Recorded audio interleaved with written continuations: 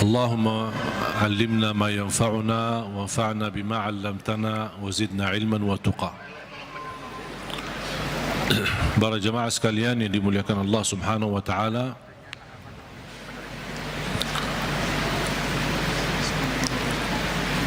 begitu luar biasa kemuliaan Al-Quran untuk kita. Kita terpilih menjadi umat Nabi Muhammad sallallahu alaihi wasallam, menjadi ummatul Quran. Quran yang abadi, Quran yang suci, dijamin tidak ada celah di dalamnya, tidak ada kesalahan, tidak ada kebatilan.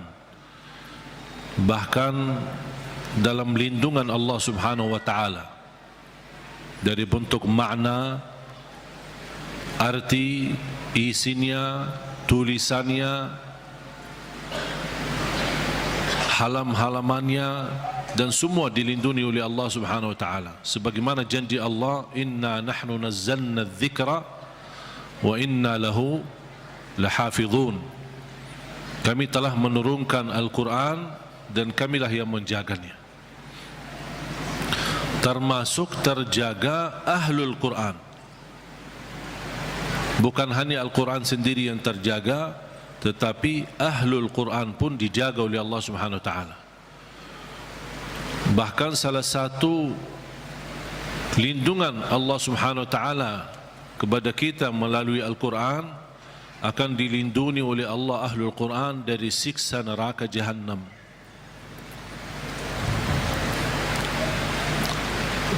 Artinya, kalau ada seorang ahlul Quran tapi masih berlaku dosa maksiat, dan seandainya dihukum oleh Allah untuk masuk neraka sementara, untuk disucikan dan membersihkan dari dosa dan maksiat, neraka pun tidak akan mampu menghanguskan kulitnya dan tidak akan mampu membakar hatinya, karena isinya Al-Quran.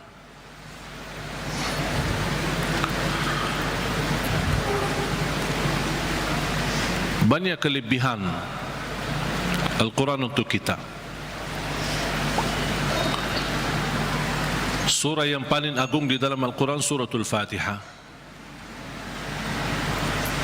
Ayat yang paling agung di dalam Al-Quran ayat Al-Kursi. Suratul Fatihah, kalau boleh saya artikan dialog sama Allah, berdialog dengan Allah. Setiap satu ayat kita baca, Allah jawab kita. Makanya disunnahkan kalau kita baca suratul Fatihah, jangan disambungkan ayatnya. Setiap ayat berhenti. Sebagaimana dijelaskan oleh Siti Aisyah radhiyallahu anha, karena Rasulullah SAW idza qara'a al-Fatihah kana yufassiruha tafsira. Ketika Rasulullah SAW membaca suratul Fatihah, seperti dia mentafsirkan suratul Fatihah, saking pelan-pelan dan bertahap-tahap membaca ayat-ayatnya suratul Fatihah, menunjukkan beradab sama Allah Subhanahu wa taala, kehormatan, karena dia sedang berdialog dengan Allah melalui bacaan suratul Fatihah. Sebagaimana Rasulullah SAW bersabda di hadis yang diriwayatkan Imam Tirmizi, hadis itu hadis qudsi, qasamtu as-salata baini wa baina 'abdi nisfain. Aku telah membagikan salat antaraku dan hambaku, kata Allah, menjadi dua bagian. Dan yang dimaksud kata as-salat di hadis ini adalah suratul Fatihah. Ternyata suratul Fatihah memiliki banyak nama. Disebutkan nama di antara lain Al-Fatihah, Ummul Kitab, Ummul Quran, As-Salah, Asy-Syafiyah, Ar-Raqiyah, Al-Waqiyah, menyembuh segala penyakit, melindungi dari segala bahaya, gangguan, godaan, Bahkan bisa menjadi ruqyah. Orang yang tidak fahami ruqyah dan sulit mencari orang yang meruqyahi, lebih baik kita ruqyah diri sendiri. Sering orang bertanya, saya tidak faham ayat-ayat ruqyah, cukup dengan suratul Fatihah. Suratul Fatihah sudah mewakili semua ayat-ayat untuk meruqyah diri sendiri.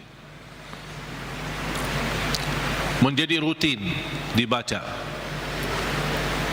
Boleh jadi wirid. Setiap hari kita baca Al-Fatihah 10 kali, 20 kali, 100 kali, semampu kita. Jadi wirid. Keberkahannya luar biasa. Boleh menjadi doa dalam air minum kita. Setiap mau minum air dalam botol atau gelas, kita baca Al-Fatihah, tiup di dalam air, kemudian minum. Itu menjadi obat. Biasakan anak-anak kita minum air yang sudah dibacakan dalamnya suratul Fatihah. Jangan menunggu kiai, ustaz, habib datang untuk membacakan Al-Fatihah dalam air. Kita sendiri belajar. Baca 3 kali boleh, 1 kali boleh, 7 kali boleh. Habis itu tiup dalam air, boleh 3 kali. Kemudian silahkan minum. Kasih kepada anak-anak kita.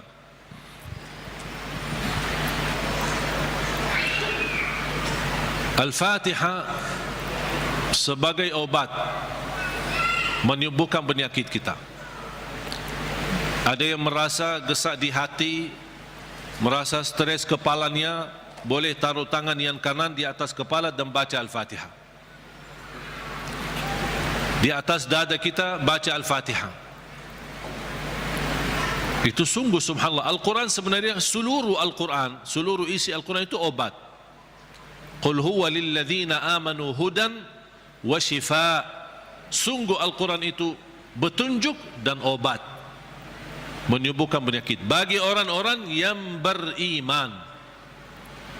Berarti Al-Quran menyembuh penyakit hanya berlaku bagi orang yang beriman. Yang tidak beriman tidak berlaku.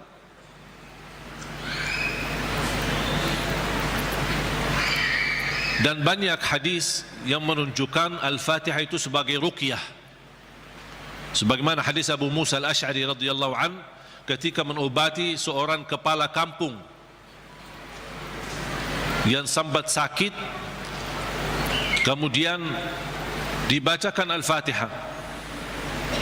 Kemudian faka'annama nashita min iqal, sampai dia sembuh seperti tidak pernah sakit sebelumnya.